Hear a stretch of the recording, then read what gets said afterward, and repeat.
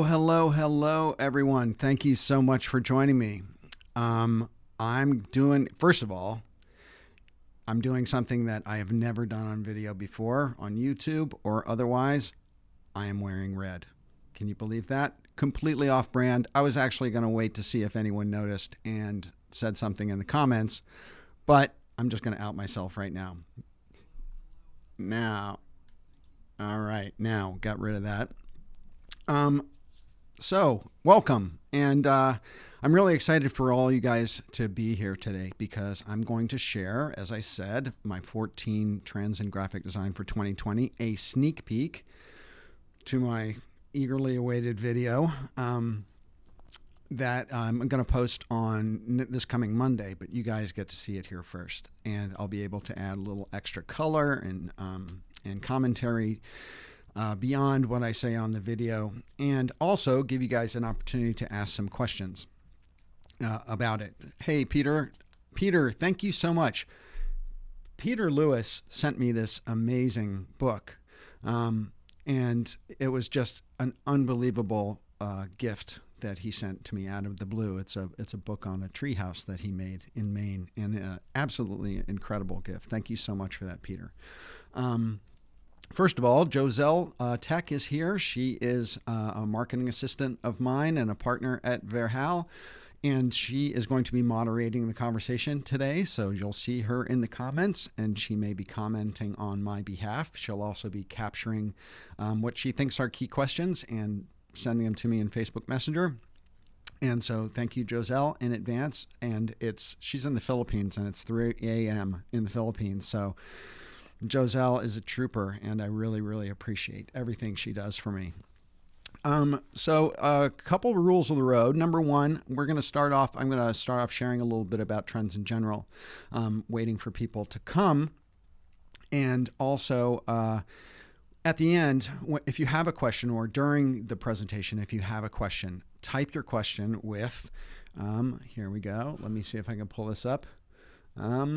Yes. Type question in all caps before your question. That way, Giselle can recognize that it's a question, because there's a lot of comments that flip through, and so she will be able to capture them and send them to me separately. So please do that. Type question in all caps, and then so what am I going to be talking about today? I'm going to share trends. But I also wanted to kind of start off by talking just a little bit about what are trends and my trend hunting history, how I learned to find trends and how I was educated in locating trends, and how I go about finding the trends that I'm going to share with you here today. And I'm going to do something fun because I always do this. This is like Studio Cam. Love that. So I'm going to share a little bit about what are trends, my trend hunting history, how you use trends, and how do I find trends. And then I'm going to share the trends, and then we're going to have a little bit of Q&A at the end. So Flyride Karen, hey Karen Umber's here. Good to see you, Karen. Helen, Lena, Alona, thank you for your message on LinkedIn, Alona, Daniel, Costas, Ahmad, Rick, Ayub. A lot of familiar faces, familiar names from the YouTube comments section. Thank you so much for showing up. I've been receiving so many comments, not only on my trend videos, but on all my videos about when is the next trend video coming out. So these take a while to put together, as I'm sure you can imagine. They're kind of labor intensive. In fact, I work on them all year, and then I kind of pull it all together at the end of the year. Hey, Scott. And so let's talk about trends. First of all, what are trends? Trends are movements in design that have gained wide enough usage that they can be recognized as a trend. Now, a lot of people think that trends are, some sort of crystal ball, some sort of, thing that people are foreseeing and finding by some epiphany in the future. That is not what trends are. Trends are things, techniques, themes that have gained enough usage that they can be recognized as a movement. And so People who are designers and really have their antenna up may see instances of these trends for sometimes years before they actually gain enough momentum that they can be considered a trend. So they aren't necessarily the newest thing. They aren't necessarily brand new. In fact, very little is absolutely brand new out there. A lot of what trends are is what is currently popular. But by that token, still, you will see things that you may not have recognized as being something that is gaining popularity. They're a lot about looking backward as much as they are about what's going to be picking up and moving forward. Some of these styles go back decades. Some of them go back 100 years. In fact, Russian constructivism goes back 100 years and it never seems to go away. Styles are revisited. There's new takes on them. There's new variations. And so trends are a constantly kind of moving target. I get a lot of hater comments on my trend videos. Not a crazy amount, but enough, right? And they say, you know, I've seen this before. I've seen this for a couple years, or this has been around forever. Some of them have been around forever. Some of them you have seen before. But a lot of it is a variation on a design movement that might have happened in the 30s or might have happened in the 40s or 50s. And I think that a lot of junior designers in particular try to, you know, they want to see a trend that they can somehow mimic, and then it makes them somehow design, you know, aesthetically worthy. Their work is aesthetically worthy of the marketplace, and they're exhibiting some sort of secret. Well, it's not necessarily a secret. And so how should you use trends? Well, first of all, let me back up. Sorry, getting a little dry. Pepsi. Used to work for Pepsi, so it's my brand. And anyone who drinks Diet Cola, if you drink Diet Coke and you haven't drunk Diet Pepsi, it is so much better. Like, I used to drink Diet Coke for years, and I went to work for Pepsi, and then I couldn't drink any Coke products at all, right? Because I'd get in big trouble. So I started to drink Diet Pepsi, and I was like, oh my God, this is like so much better. Diet Cokes taste like chemicals, and Diet Pepsi tastes like regular soda. Anyway, total aside. Okay, so, sorry, froggy. I used to be VP of design for Old Navy for about 11 years. I oversaw graphic design for products, so t-shirts. It was about a $700 million a year t-shirt business for Old Navy.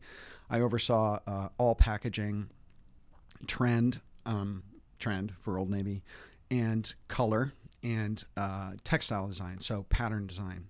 And I had about 65 people on my team, and I was at Old Navy for about 11 years. During that period of time, what you do in fashion is you shop the marketplace, and then you keep your eyes open for what's new or emerging, and you try to leverage that movement. And so I shopped internationally 3 times a year. I would go to Paris and Tokyo, Milan and Berlin and Antwerp and New York and LA and, you know, and flea markets even. And I would shop for graphics, t-shirt graphics mostly, but also graphics on packaging, graphics, prints.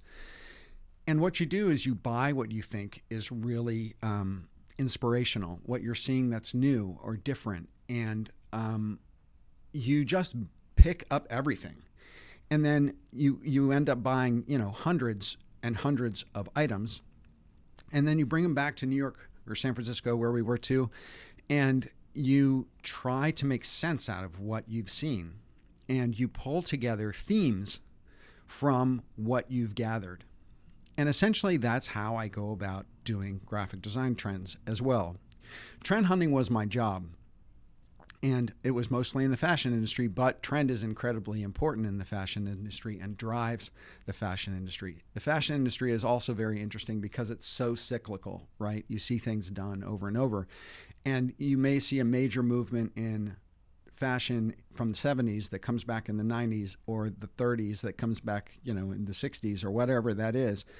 And it's always a new take or a new variation, and it's driven by either a new cut, a new style, a new fabric, a new color, a variation on that. And that is very much how trends in graphic design work too. I've learned that trends are never limited to a specific period of time. Movements or themes in graphic design or fashion or anything for that matter, they're not static. They don't come in and they start and they end and then that's it. That's not how, humanity or products or fashion or graphic design or art works.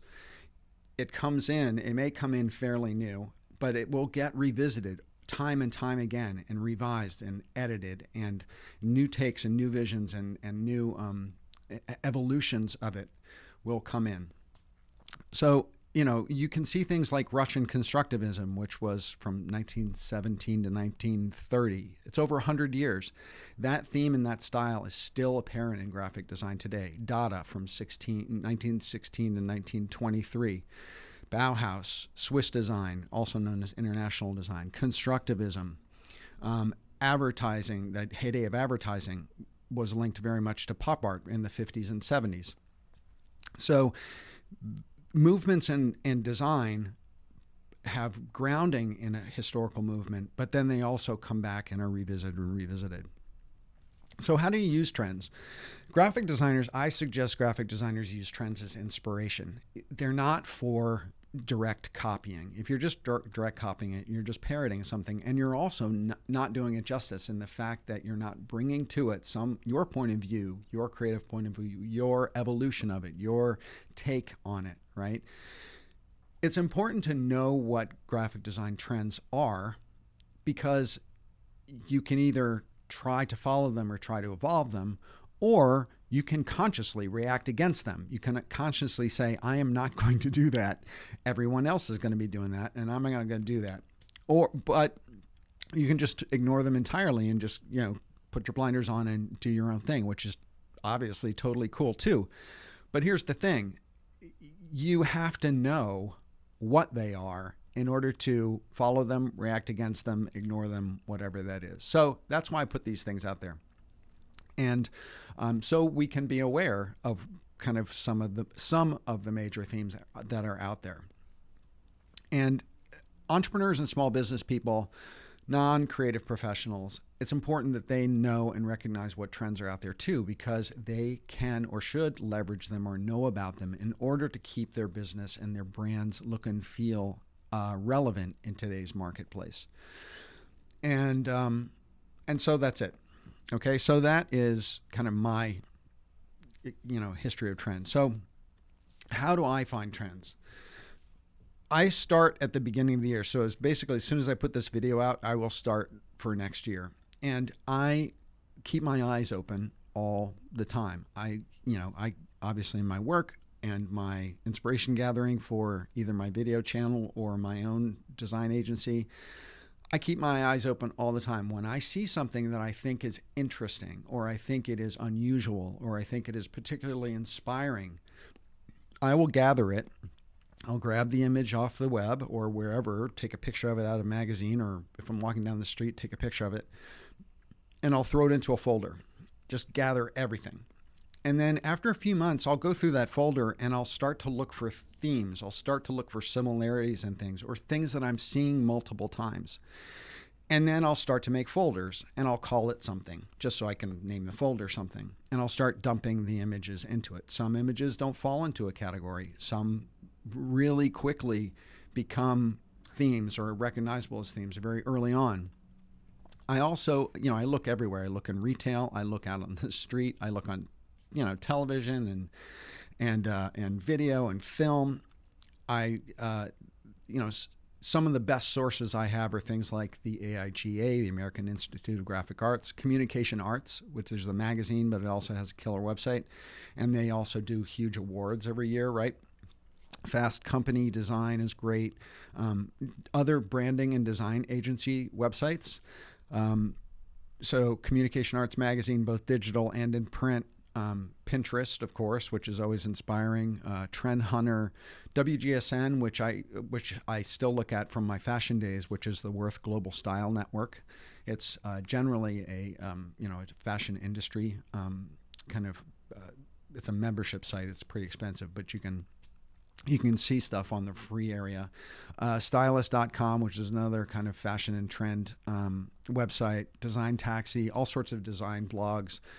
And other trend reports. I'm going to be honest. I look at other people's trend reports too, because that may give me ideas of things that I should go out and consciously look for, or things for me to react against, to say, I don't think that that's much of a trend, or I think that's really old or played out or whatever.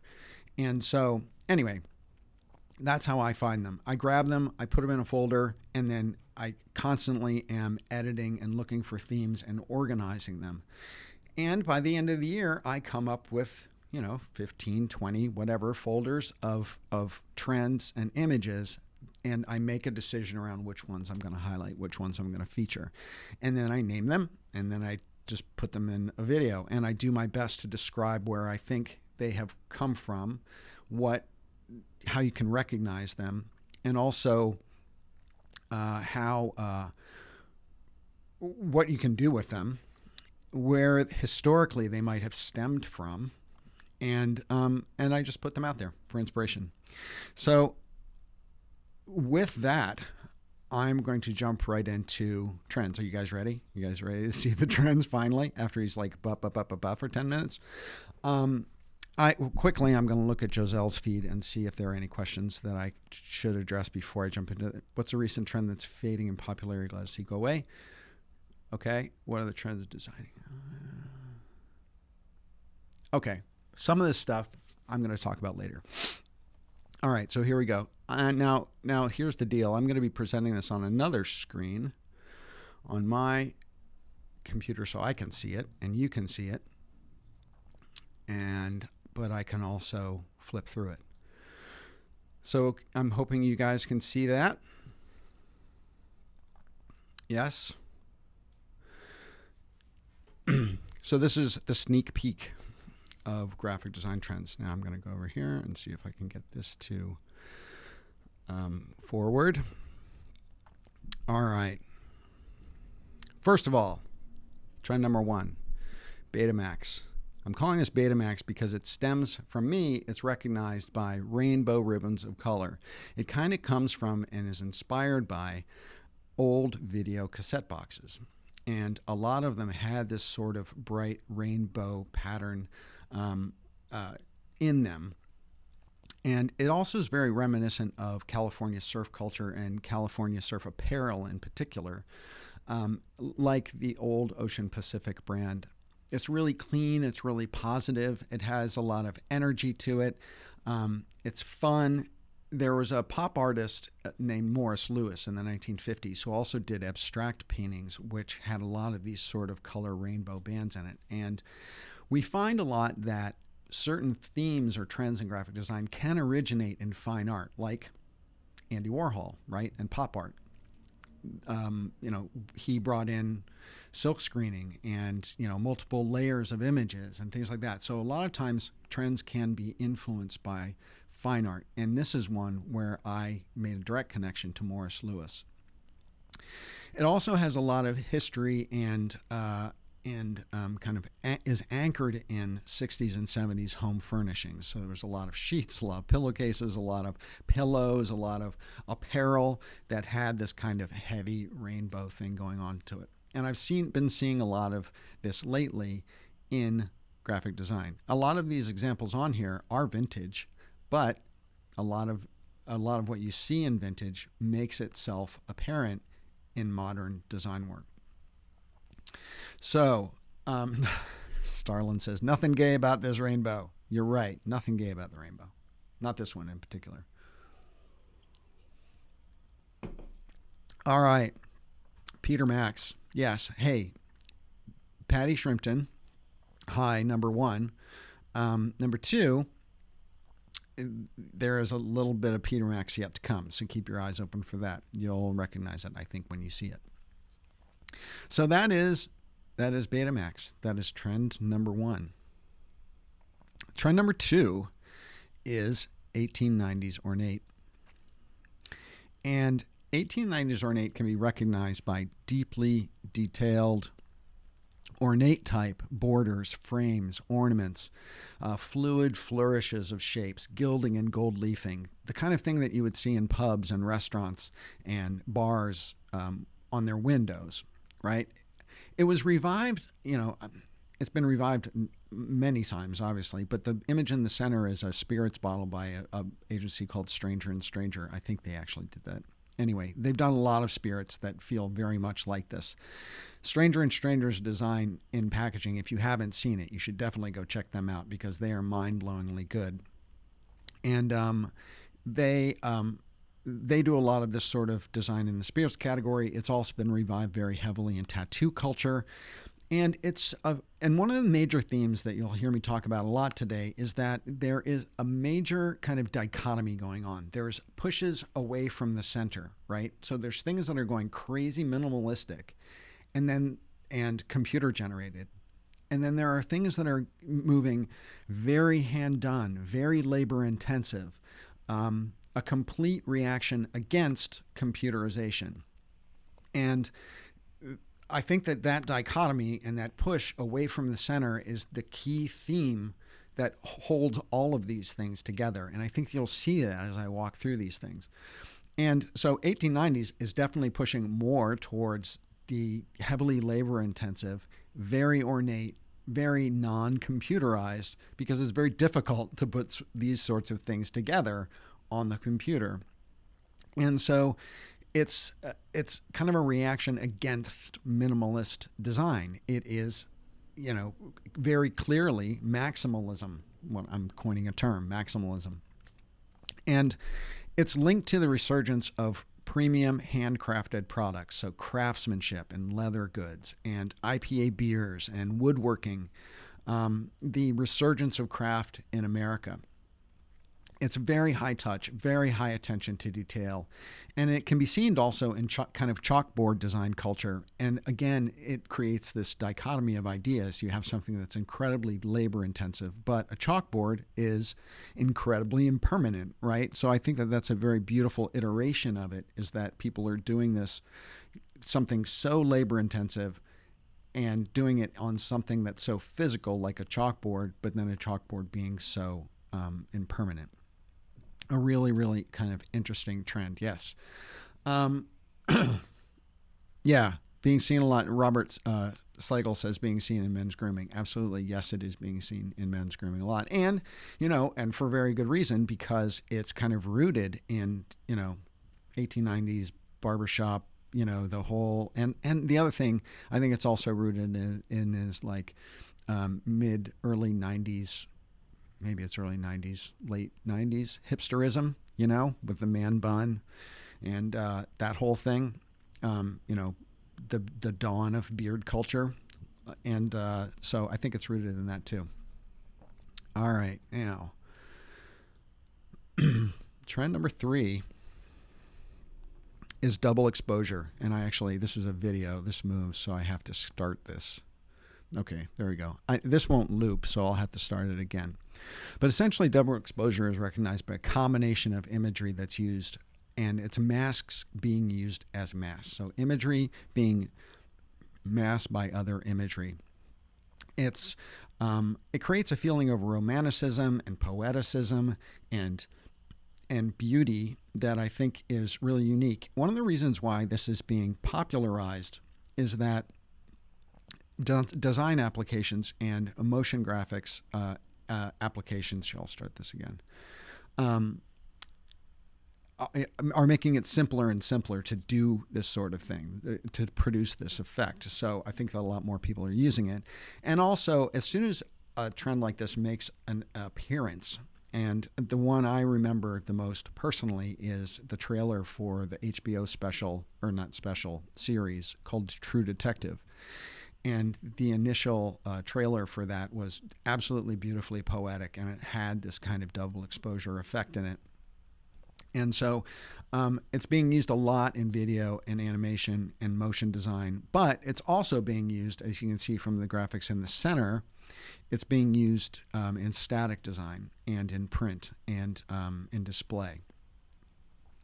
So I think double exposure is a very cool trend, and has a lot of legs. Also, it can be used, in a simpler iteration of it, but in motion design is this, the type masking a video image.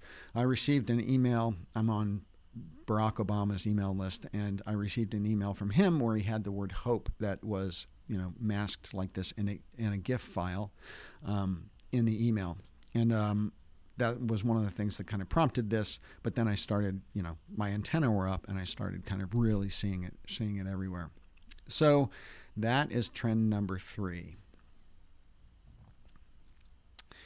All right, let's move on to the next one. I'm clicking between 2 screens and having to activate stuff, so I appreciate your patience. Trend number 4 is electric gradient, and this is recognized by hyper bright, high chroma, illuminated gradients of color, multiple smooth gradients overtaking the entire image area. It can be used for a major area in the design, or it can be used for just a particular small element in the design. And again, I think that this is a pull away from the center. It's a reaction against the huge trend of material design and flatness and simplicity, and it's pushing things to, a maximum kind of approach. It's not flat. It's not simple. And they're using it in illustration. It's being used in design, layout, and framing, and typographic treatments. It's being used in brand identity. So like the new Firefox logo is very, blend oriented. And I think one of the reasons why it's coming back in brand identity so much is that, historically limited to print, when brands were limited to print, gradients are notoriously hard to produce, particularly electric gradients, because when the colors meet each other, they have a tendency to go really muddy in traditional print. And now that everything is digital and all we're seeing is things on screens, it's very easy to produce these super high chroma, hyper bright, illuminated blends, and the blends will not go muddy. So it's actually making it, we're not being held back. Someone's asking, what was trend number 2? That's all right. I'll flip through all of them again. Okay. Just really quickly at the end. And so I think that, now everything is digital, so there's no barriers. And I think it's a really interesting trend, particularly because you can either go whole hog with it, with the entire image area, or you can just kind of pull it out and do it in a particular spot of an image and really get kind of some power and pop out of it. All right, let's move on. The next one is called fruitopia, and fruitopia is to be recognized by fruit being used as a major visual element. So fruit being used as a symbolic reference for something else, and it's a great vehicle to leverage color, to leverage shape, and to use shape as a design element. And the really cool thing about it is because fruitopia got a level of humor and fun and naivete, but it's also got this, very sexual and sensual symbolism to it. Why? Because, fruit is very curvilinear. It also leverages our memory of taste memory. So taste is obviously a huge important sense to human beings. So not only is fruit very colorful, but then also when you see pictures of fruit, your mind goes to the flavor that you associate with that fruit. So it kind of pulls on a lot of different kind of sensual, sensitive, what's the word I'm looking for? Sensations that we experience. It also has, the way it's being used, a kind of a certain level of whimsy and humor. And so I think the fact that it operates on so many different levels is cool. And it has a lot of legs. And I mean by legs in the fact the way that you can use it. You can use it, as mimicking something else. You can use it as a design element. You can use it as something humorous. The one image I think is really cool. I don't know if you guys can see this, but the hamburger in the top in the center, those little cubes that make it look like it was pixelated, those are actually real. Like those are cut up pieces of other fruit and melon and stuff like that they stacked together very perfectly in front of this hamburger in order to make it look like it was pixelated, which I think is so cool. And there was a whole series of those. All right. So you guys liking this? I'm going to wait. Liking it? I know there's like this huge lag in comments. Okay. All right. Let's move on.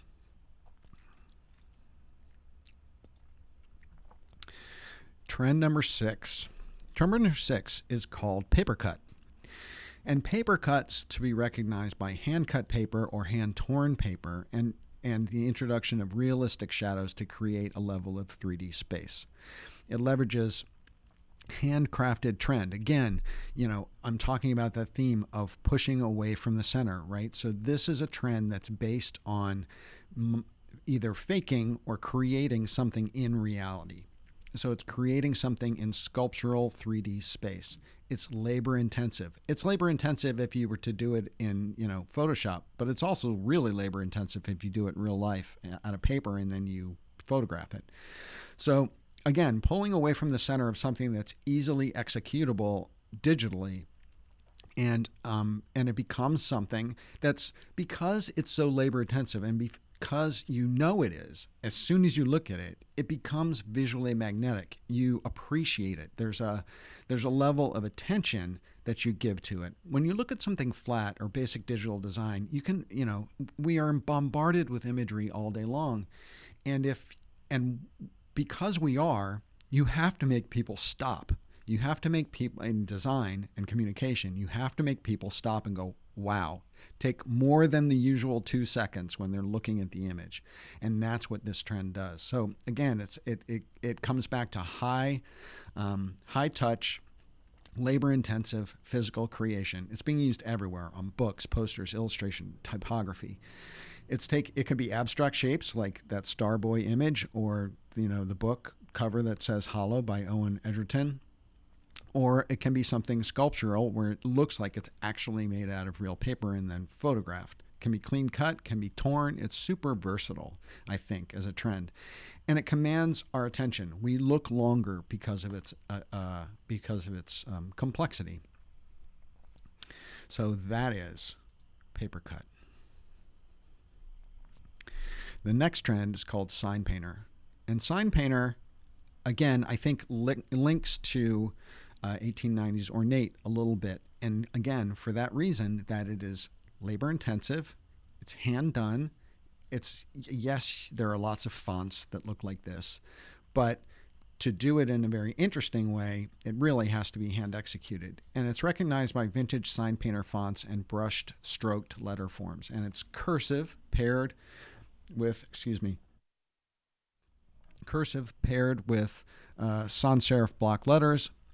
And it's a reaction against clean modernism and computer-generated design. It embraces handcrafted design traditions, and it's brought into a modern context. And I think it also links back to that, kind of continuation of retro hipsterism and the embracing of a simpler time and high levels of craftsmanship. And this is high level of design craftsmanship, almost pushing to the world of illustration. And it gives homage and reverence to a simpler time when design was not commoditized and it was not computerized. And I think all of us, can look at this. I have my master's in painting. I came to design as a fine artist. And when I have a friend of mine who is one of the best gold leafers in the United States, if not the world, and he also is a sign painter and did a lot of this sort of sign painting early in his sign painting career. And it takes an amazing level of skill, and it's really, really beautiful to watch being done.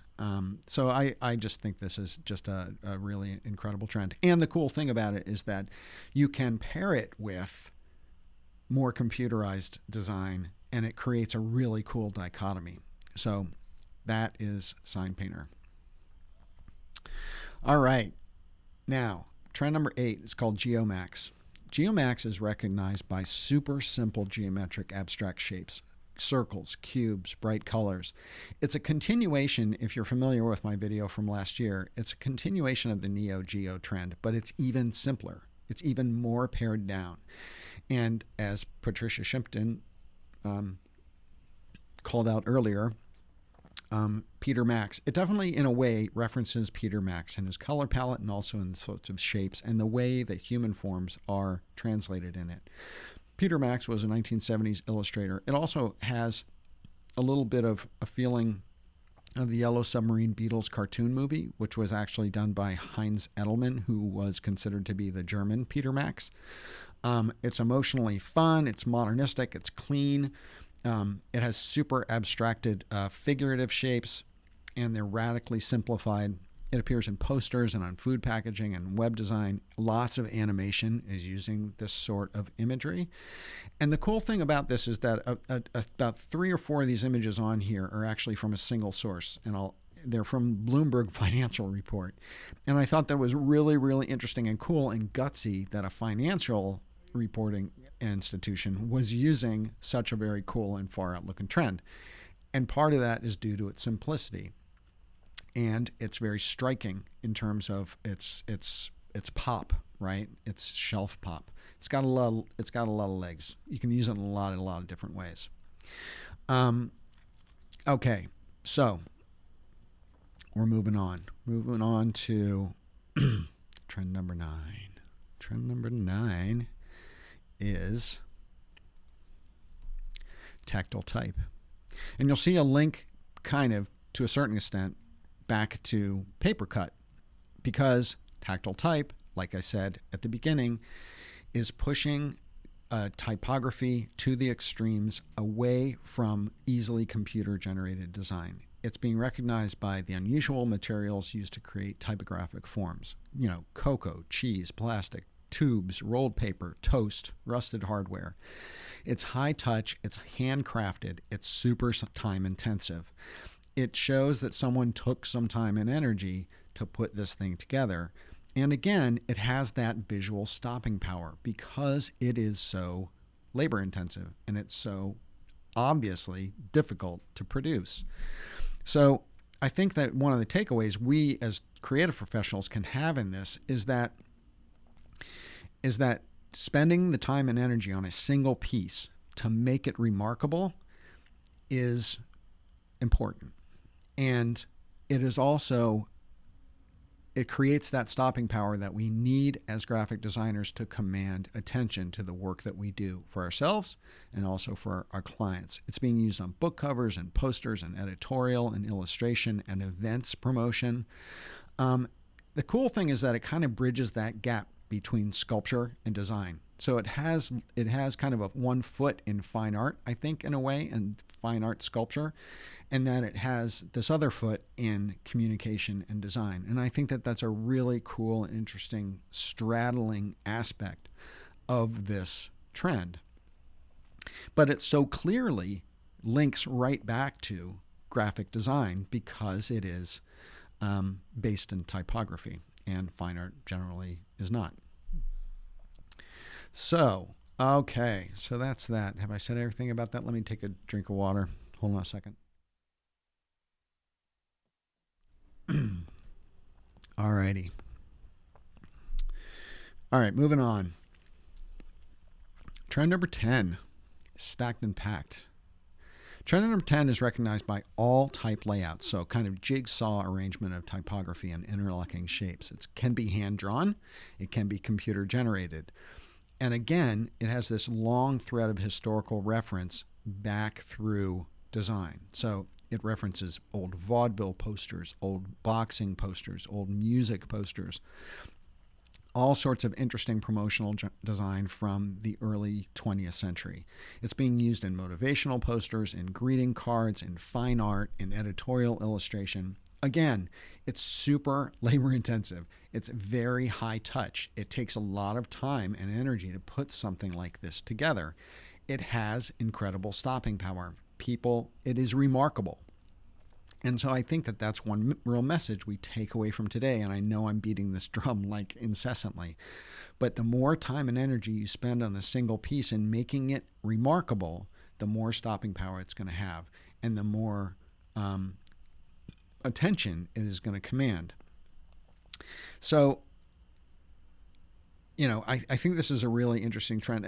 And, it can also be hand done, like the Prada thing on the bottom, which is, totally splattery kind of hand-done painting. It can be everything from, sans serif, super clean type, to something that's really hand-done, something that's very kind of consciously pushed to an extreme, or something that's more simplistic. I think that has a really kind of interesting sorry, I'm stumbling on my words. It just has a lot of legs. You can use it in a lot of different ways, is what I'm trying to say. All right, moving on. Trend number 11. This is another video, so I've got to start this. Now, I know you guys are going to say, isometric design, I've seen that before. I'm calling this isometronic, which is, it's a mashup between isometric and animatronic.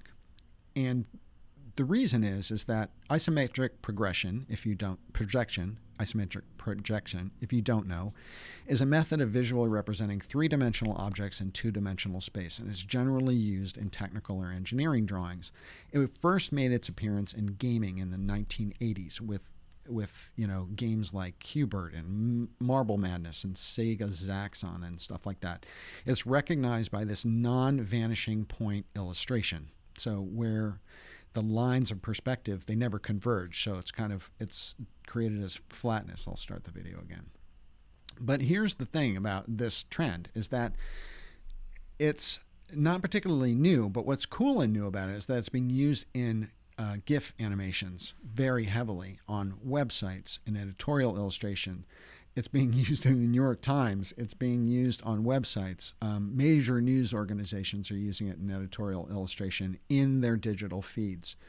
It's being used in email newsletters. So it's a familiar kind of illustrational style, but the fact that it's being animated is what makes it special and new. So again, we've taken this designed theme, and a new take has been brought to it, which is creating this level of animation. It can be done in a very linear way. It can be done with full rendering shadows. I think the very linear way, like the one on the lower right-hand side, is actually kind of interesting in the fact that it's more of a simplification. It's being very heavily used in business categories, and business categories are historically really slow to pick up on trends. So that means that it's really gaining popularity. And it's been popularized in mobile phone apps and things like Farmville and, all the adventure and strategy and building apps that are available on the phone. So anyway, isometronic, kind of really cool, interesting trend. This, though, I'll point out before I go forward, this is one of the ones that, as I say, that all these trends are pulling away from the center and the basic and the normal, and this is pulling into the computerized side. So not only are these from the digital world, but they're pushing even farther into digital world because they are being animated that way. Okay, now trend number 12 is called essentialism, and it is another mock-up. It's another kind of mashup of words. I mashed up the word existentialism with essentials. And existentialism is kind of this vacuous kind of sense of human existence, right? I'm butchering the definition of existentialism, but kind of this bare, lonely ennui, right? And mashing it up with the word essentials. So it's to be recognized by hyper-minimalistic, kind of black and white, sans serif type, broken layouts, truncated letter forms, creative cropping, and creating abstract images and shapes with that cropping. It's being heavily used in pharma and beauty and health and beauty aids. It also is showing up in books and literature and poster design. It obviously has, huge anchors in Bauhaus and Swiss design and all that sort of stuff, obviously. But there's a level of handcrafting that's being brought to it again. So it's like this super computerized or simplistic design movement that is being manipulated, and in some cases a handcrafting level brought to it by the fact that it's being truncated or broken or cropped in very interesting ways.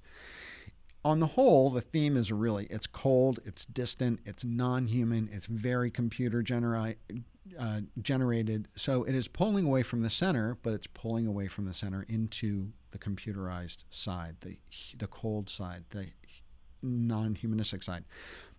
And it's not particularly time or labor intensive to produce. In fact, yes, you have to have an amazing design eye to make these kind of design decisions, but it's not labor intensive to produce. So again, it's pulling away from the center, something so simplistic it looks like it could have been done in 2 seconds by laying out Helvetica and cropping it in an interesting way. But so that's what I see as a trend out there. It's kind of pushing to the extremes. Let me see. I missed anything about that? No, I think I wanted to say everything. I said everything I wanted to say. Now, this next trend is really cool. It's fringe, but it's cool. I call it bad flyer. And bad flyer is recognized by colored paper Xerox. So distressed type textures, haphazard collage-ish kind of layouts, very unusual amateurish font pairings. The history of it kind of is anchored in band posters and old, 80s rock zine culture. And it has roots in Ray Gun Magazine with David Carson and those, design deconstructivists. It's currently being used in club and music posters, but also in editorial layout and the new zine culture, also in design magazines and what we would call educated design sources. So agencies and museums and things of that nature are kind of leveraging this trend. It's super fun. It's inventive. It's very gutsy because in a way it's kind of ugly, right? It's kind of beautiful ugly. It's very anti-design establishment. And it comes from the kind of bad is good design aesthetic. So I'll show you another one of those, actually, is number 14. The last one is another bad is good design aesthetic. But it's essentially kind of like things that are kind of so effed up that they're beautiful, right? So it's, again, handcrafted design, but it's done with super basic tools. So it's like colored paper and scissors and glue and a bad Xerox machine is what it takes to put one of these things together. And those are the visual hallmarks of what it looks like.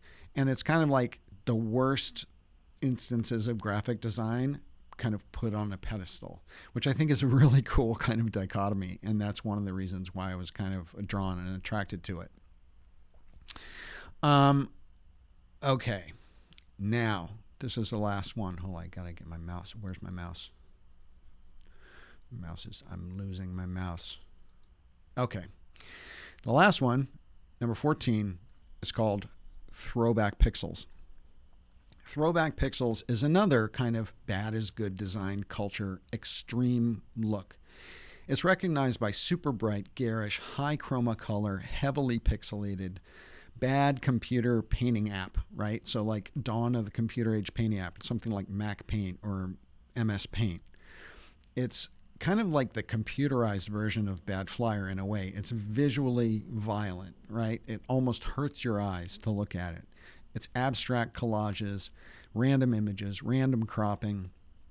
It's eye-catching and it's really attention-grabbing. But again, it pulls away from the center of design and pushes out to the outskirts of design, this one on the computer side rather than labor-intensive. It actually looks haphazard and not difficult to put together, even though it's harder than it looks. And so it looks like almost like a mistake. And some major people are starting to use this. The image that says the future is streaming on the lower left-hand side was actually a major fold-out section in the New York Times. It was a full-color fold-out poster for a special section on streaming, and it was really out of control. And this is kind of a bad image because I took the picture of it with my phone to use, but that's what kind of launched into this, and I really started seeing it everywhere after that. It also links back to a certain extent to the gradient trend and also to the bad flyer, bad is good trend. So yeah, it does. Blood Bought Ministries. That's a crazy name. It reminds me of vaporwave. Yes, it does. It totally does. And that's the thing. You see a trend like vaporwave, and then you see it evolve. You see it morph. You see it move into something else or being picked up in a slightly different way. And that's what I think is so cool about trends, is that you can recognize the bones. You can recognize the DNA of another movement in a new trend. So that was a great observation, Bloodbot. Great observation. All right, so I'm going to go back to my cam here for a second. So here I am back. So what do you think? Was that pretty cool? I had a great time putting it together. I really did. And I've got probably 6 or 8 other trends that I had recognized and pulled images for, but they just didn't make the cut. Maybe they will next year. Maybe they're too edge. I don't know. But did 14 for this year. I think it looks pretty cool. I think that there's definitely the thing I thought that was the most interesting thing about this when I put this whole thing together was when I recognized what that major theme was about, pushing to the extremes and things going either completely computerized or completely, hand and labor intensive. And it was moving away from the general mainstream of design. And it was pushing to extremes. But it wasn't one extreme. It was kind of 2 or 3 different types of extremes. It could be an extreme in computerization or an extreme in hand-done and kind of retro. I thought that was a really cool thing about the design world that we're seeing right now, is that we're seeing a retreat from the mainstream. And I think it's really rooted in the fact that we are so oversaturated with imagery, and it takes so much to break through and to have some person just stop for a second on their feed to really look and appreciate something. And that's what, as visual communicators, we have to try to do. We have to try to get people to stop, flicking through the feed on their phone for a second to hold it. I just realized I said I was going to do something I didn't. I'm going to go back and I'm going to flip through these things again. Hold on, let me get back to number 1 and I'll flip through them very quickly for you. You guys are all going to take screen captures. Promise me, because I gave you the sneak peek, that you're not going to go posting these on your blog or your website before Monday. Please just give me that. Anyway, I have my trend slideshows stolen by so many people. It's unbelievable. I'll flip through these in a second. But I was sent something by someone last year that was a picture of someone in Russia. It was a woman who was presenting design trend in Russia on stage in front of like 400 people. And it was a picture of one of my slides from my last year's trend report. Not even took parts of it. It was like the slide, like you could see my name that cut off in the corner. And, in a way it's really flattering, but, it kind of pisses me off that like people are stealing my trends and presenting it as their own. And that's the thing. She was presenting it as her own without crediting me or even alerting me and asking permission to do it. And that happens a lot. So anyway, that said, let me go back and I'll show you what that's my belly aching. That's my bitching about being, losing rights to my design work. All right. So number 1 was Betamax. All right. Get your command option 3s going. Hold on a second. Oops. Number 2 was 1890s ornate. Number 3 was double exposure, and I'll make that video move. And for the screen capturers out there, you can't get the moving thing unless you're capturing it in video. And then electric gradient, fruitopia, paper cut, sign painter, Geomax, Shershin says, as long as they're copying, they'll never keep up. That's exactly it. That's my whole point. I make that point all the time. Tactile type. Stacked and packed. Isometronic. Here, I'll get that video to go.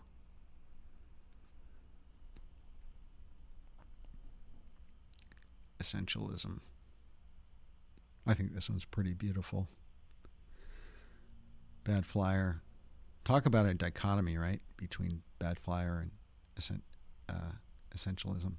And throwback pixels. All right. Now, here's a little promo I threw at the end. I'm always asked how you can learn to do these things.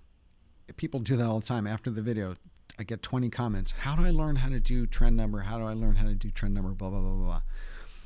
Daniel Scott has a company called Bring Your Own Laptop. It's Adobe tutorials. It's online, and it's done in subscription fee. It's pretty cheap. It's like $25 a month or something like that. He does some of the best design tutorials to learn Illustrator, Photoshop, InDesign.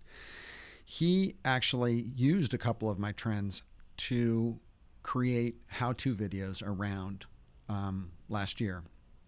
He and I have a partnership together, byol.me/Philip. If you're interested, I'd appreciate it if you want to support my YouTube channel and my work here.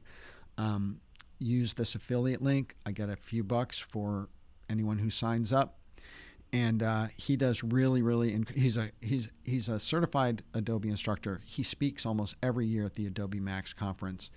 People swear by him. Everyone who takes his tutorials, like, oh my God, Philip, thank you so much for hipping me to this guy. He's a good friend. I interviewed him for my brand Muse interview series on YouTube. So I have a video interview with him, which you might want to check out if you haven't seen it. But he's really awesome. So definitely check out. If you're interested in learning how to do some of the things that I just showed you, check out Daniel Scott.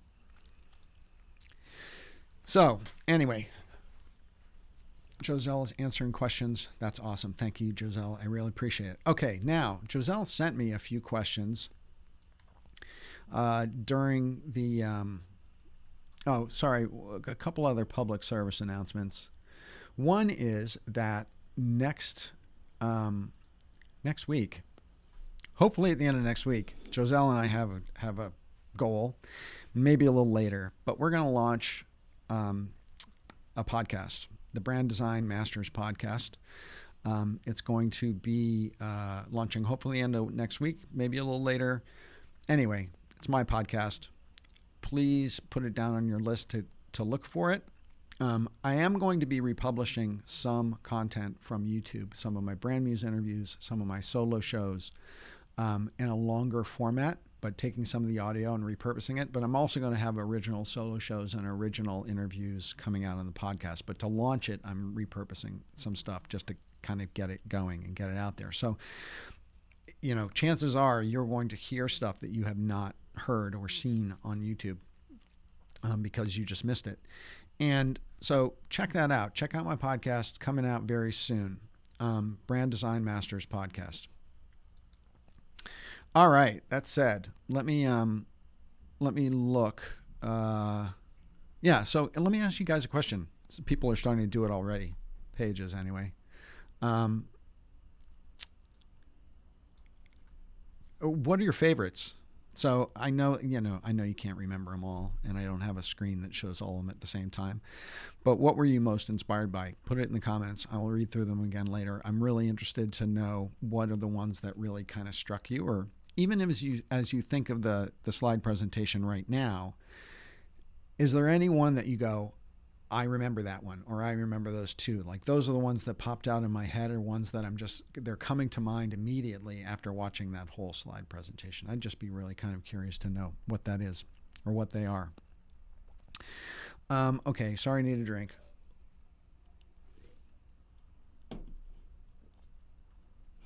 All right, I'm going to try to focus on questions that are trend-based because this is kind of the theme of the show. And if you have a question, as I said, I'll put that on the screen again. Type the word question in all caps before your question. Joselle Tech, my marketing assistant and partner at Verhal, will forward me questions or bring them to my attention. So make sure that you do that. And also, sorry, another shameless plug. All of the stuff that I'm going to be doing in the future, the Brand Muse Academy, where I'm going to be launching video courses in branding and strategy and entrepreneurship. Also, my podcast, Brand Design Masters Podcast, and the Brand Design Masters Guild, which is going to be a mastermind group I'm launching within the next couple months. All of those things are going to be announced on my through my email list. So if you're not subscribed to my email list, I encourage you to go to philipvandusen.com/muse and sign up for my email list. I don't send out a zillion emails like some people. I send out my newsletter about once every 2 or 3 weeks, and then I'll probably have more promotional emails recently because I'm launching so many things just to keep everybody aware of what they are and what's coming up. But if you're not on my email list, that's where you will get everything from me. That's where you'll hear everything. And also, the other thing is that I put out a tremendous amount of really cool content and resources and really notable articles and things of that nature in my newsletter. So if you're not subscribed, you should definitely check it out. And I bet there's people who are in the comment section right now who get my newsletter and who dig it. And so if you do, throw it in the comments. I think the other people would appreciate knowing that there's a vote other than me just saying, it's great. Okay. So I'm gonna scroll back to the bottom.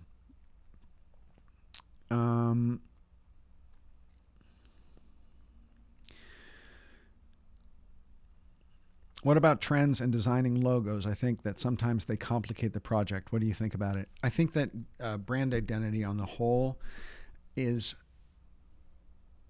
not immune to trend, but I think you should be very, very careful about using trend in brand identity design, because brand identity should be more timeless.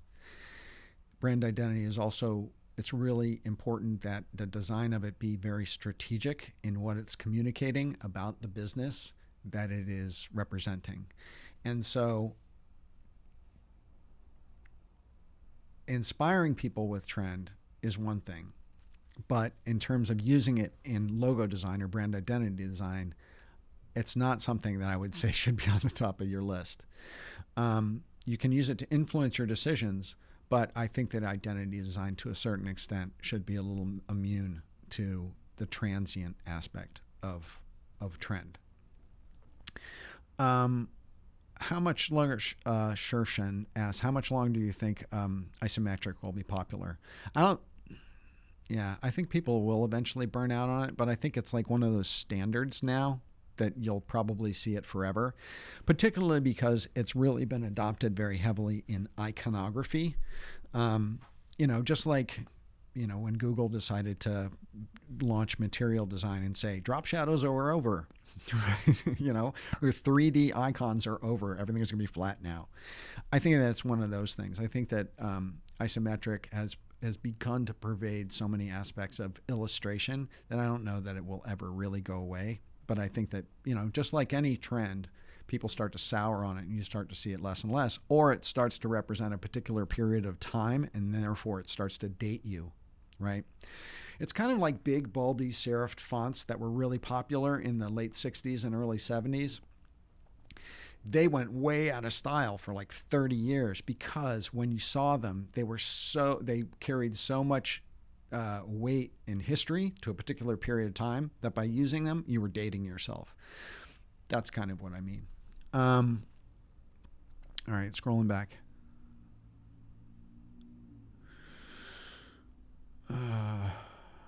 Daniel, how many different types of fonts should be used for one project, referencing to Neville Brody?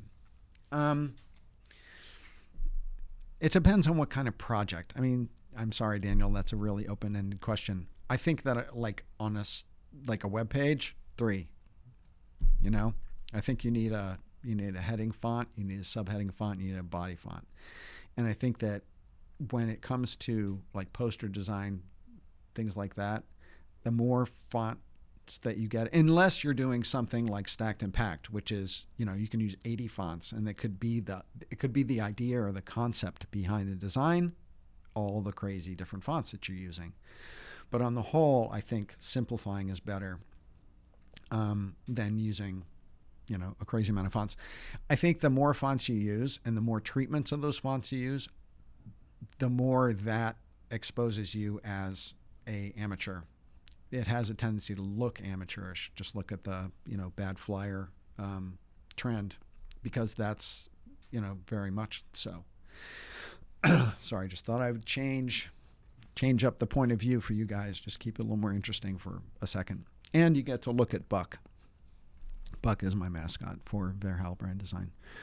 How would you handle a situation where a client was excited about a trend and really wanted to incorporate it in their brand for marketing, and you didn't think it was a good fit? Okay, that's a really good question. And I think that is, as being an advocate, a brand guardian for your clients, is super important. That should be your role as a partner with any company or client, is that you are looking out for their best interest.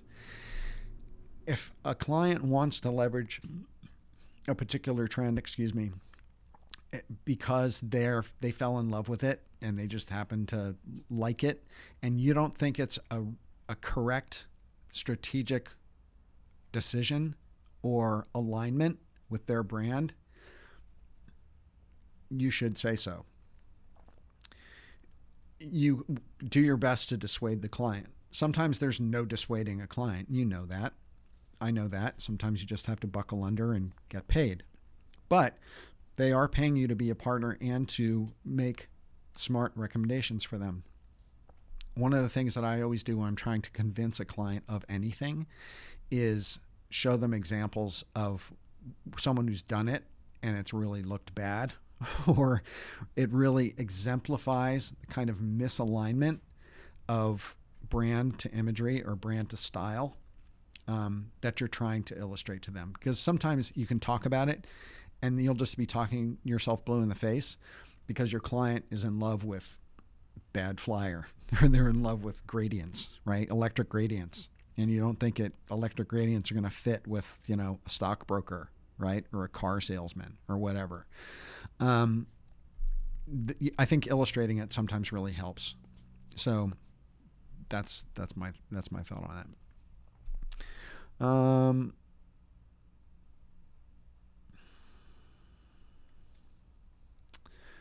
Okay, I'm scrolling.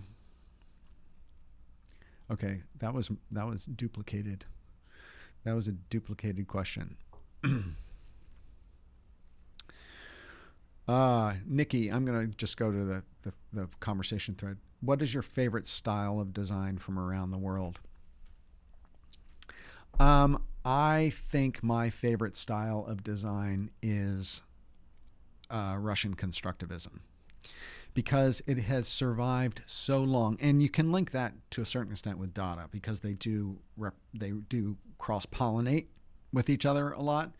I almost could, show a poster that's over there on my wall, but I don't want to mess up the whole camera view and everything. But I think because some of it has to do with my own history. I came to design as a fine artist. I studied as a painter. I got my master's in painting. I taught painting and drawing.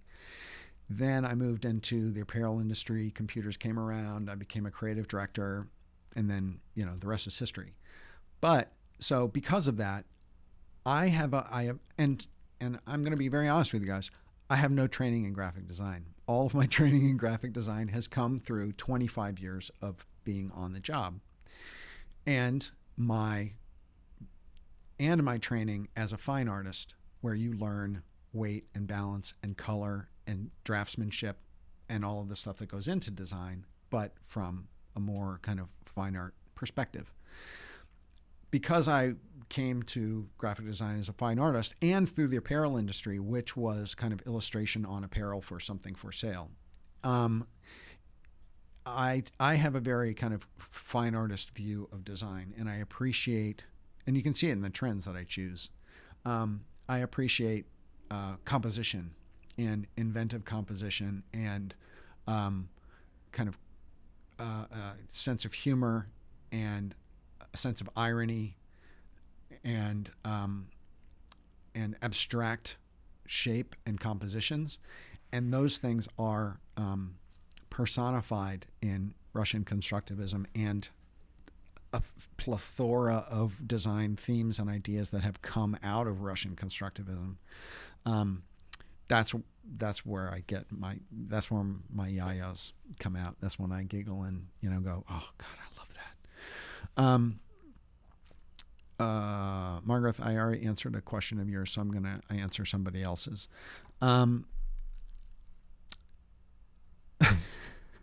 Starlin Tajada said, "How do you stay in shape?" That's not trend. That's not a trend question. But how I stay in shape is, sorry, I have you can see I cut my thumb.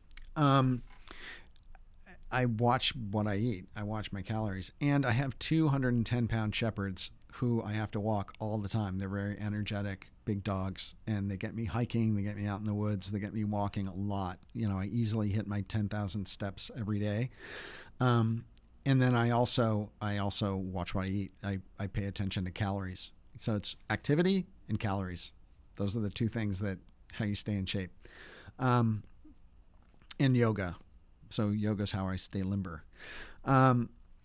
Okay. So any other questions for anybody? We're at about an hour or so. We're over an hour and 15. I'll stay on for a few more minutes if there's any more questions. But I wanted to thank you all for showing up for this, number one, because I know it was new, and I was just really excited to share with my live community, the people who come and see me when I go live, and give you a sneak peek to these trends, because I knew that a lot of people were waiting for them, and I know that they're one of the favorite videos. When I do a trends video, they generally get my last two trends videos combined have about 100.5 million views, so they're my most popular videos by far. So I thought I would give you guys the sneak peek, so I hope you enjoyed it, and the additional kind of voiceover that I was able to give in presenting them to you. John has a question. As a beginning graphic designer, is it best to grasp a few certain niches in design trends, or learn as many different concepts as I can? Hey John, as if you're a real beginner, boy, that's a good question. I think you need to get. It depends on how beginning you are.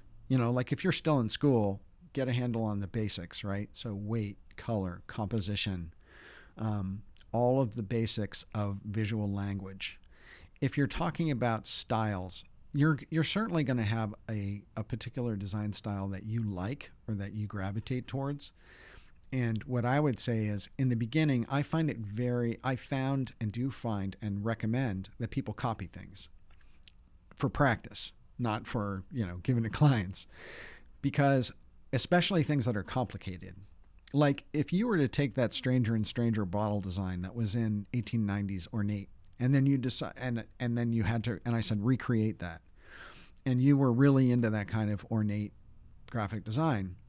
If you tried to create that, you would learn an incredible amount of what it takes to do it, and also the decisions that they made in putting it together. You can take a design and you can look at that for 3 hours and not learn as much as you would as if you took an hour trying to copy it.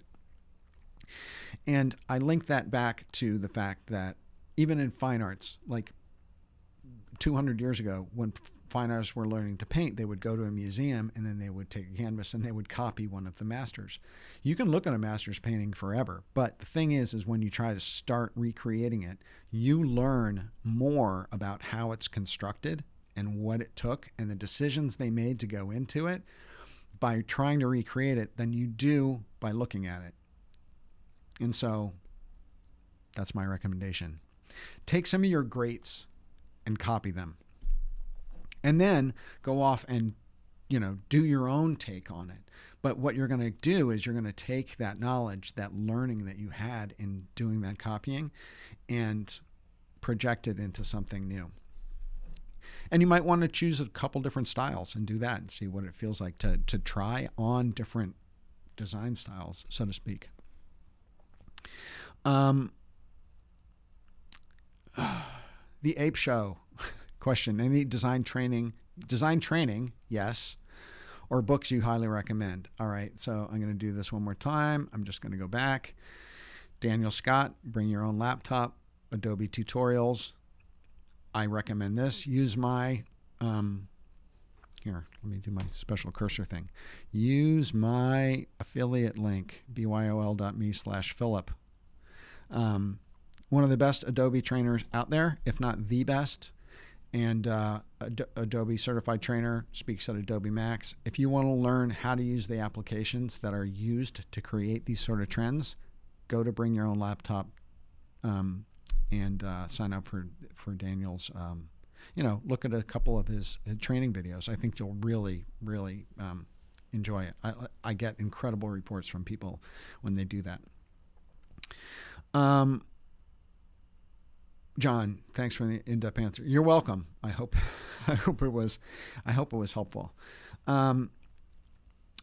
Peter says, do or do not. There is no try. That is so true. I haven't seen the new Star Wars thing with Baby Yoda. I don't even know if it's out. Is it out? Like, I watch all the Star Wars, but all I know is that Baby Yoda is all over all of the meme sites.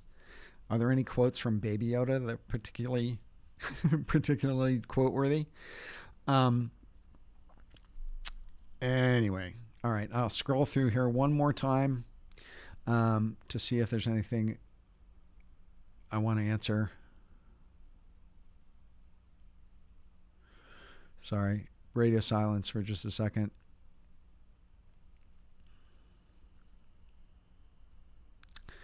No, I think that's it. Unless someone pops a question in there really quickly before I sign off. Hey guys, this has been so awesome. And Joselle Tech, who is on my marketing team, who is in the Philippines. It is now 4-5 o'clock in the morning there for her. Thank you so much, Joselle, for administering this call. Okay, Joselle says though, share your top 3 favorite trends too. Okay, there you go. I'll flip through these one more time and I'll share what my favorite trends are.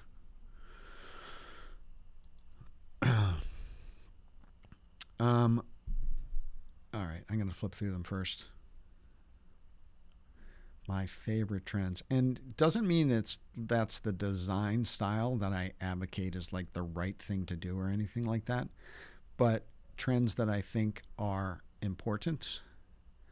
I think that in terms of importance, and I'm going to group a couple together. I'm going to group together 90s ornate and sign painter and say that hand done design, moving away from computer generated as a theme, is an important trend. I also think that in terms of color, the electric gradient, and I'm going to lump that together with the kind of explosion of color on the last slide, the throwback pixels, which they relate to each other too. I think that those kind of two trends are two of the most important in terms of their extremeness in how they are pulling design, the directions that they're pulling design in.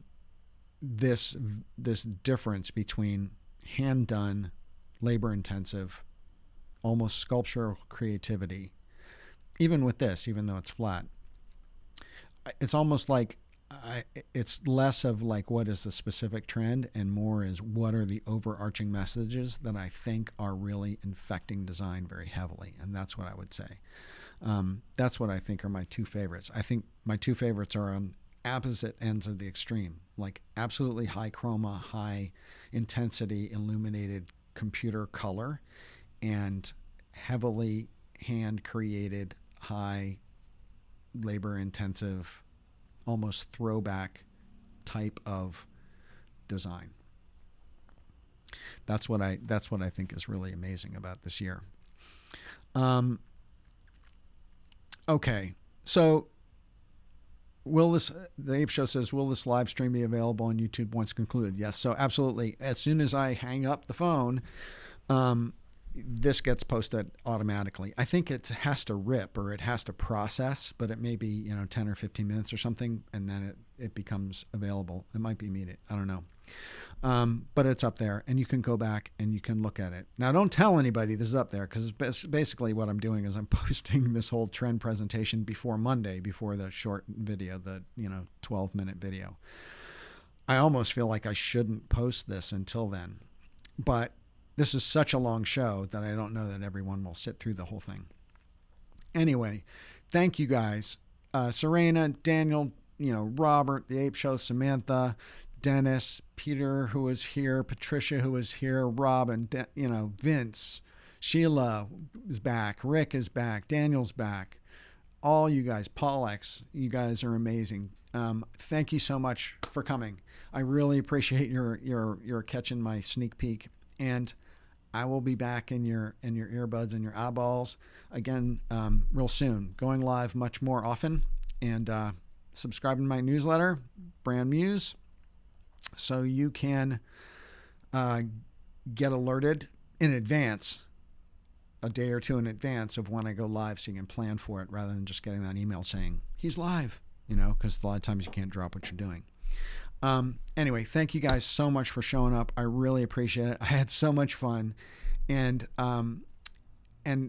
until next time, keep designing, be creative, and have a great day. Have a great rest of your day, and I'll see you when I come back. And check out the video. Check out the video on Monday when it posts, because it's going to be like 13 minutes. You'll be able to see the whole thing again, but like super succinctly. All right. Take care, guys. Bye now.